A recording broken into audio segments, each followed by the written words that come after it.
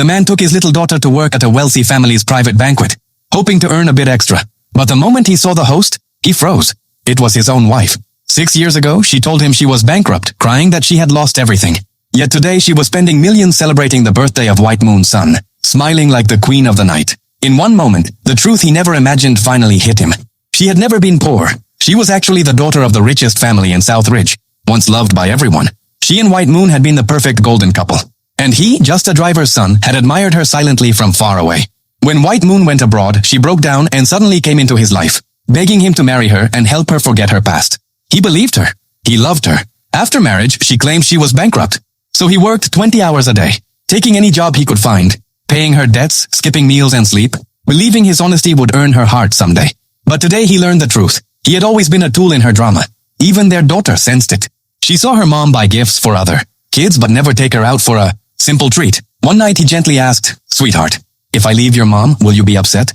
The girl hugged him and whispered, "Daddy, you're enough for me." The next morning, he filed for divorce. She didn't even read the papers. She just signed them the second White Moon called her.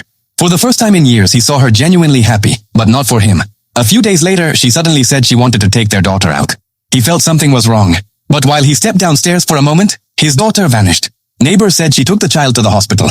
The truth broke him.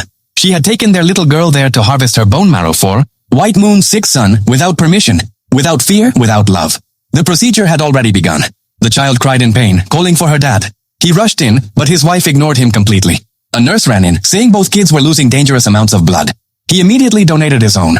But just before he fainted, he heard his wife telling the doctor, "Give his blood to White Moon's son first." When he woke up, a kind stranger had saved his daughter.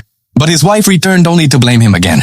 And when she heard that White Moon's son collapsed, she abandoned her own child and ran to him.